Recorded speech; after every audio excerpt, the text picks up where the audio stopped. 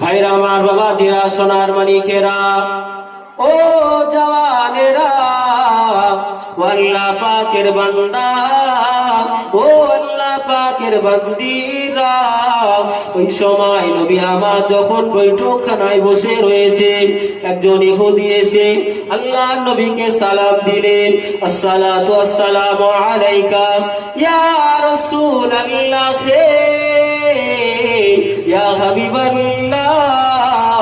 হুজুর, বেয়াদবি ক্ষমা করবেন, আমি একজন ইহুদি ঘরের ছেলে, আমি একজন ইহুদি ঘরের সন্তান। ইয়া রাসূলুল্লাহ, ইয়া হাবিবাল্লাহ।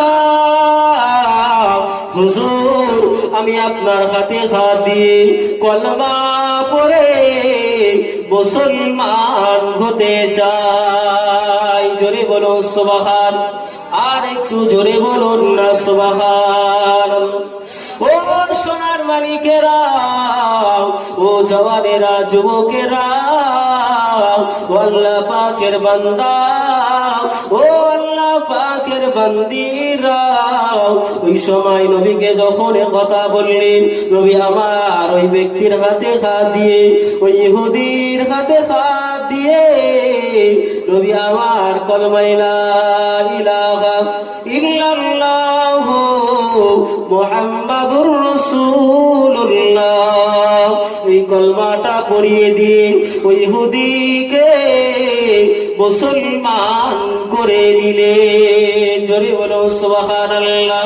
ও সোনার মালিকেরা, ও জওয়ানেরা, ও আল্লাহ পাকের বান্দা, ও আল্লাহ পাকের বান্দিরা, ওই সময়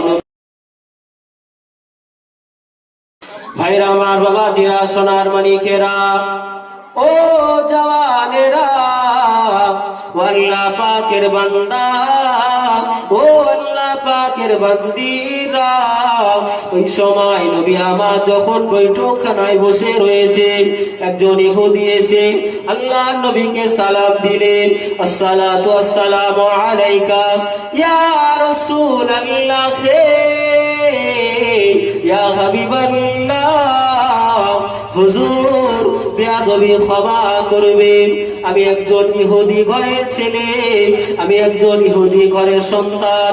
ইয়া রাসূলুল্লাহ, ইয়া হাবিবাল্লাহ।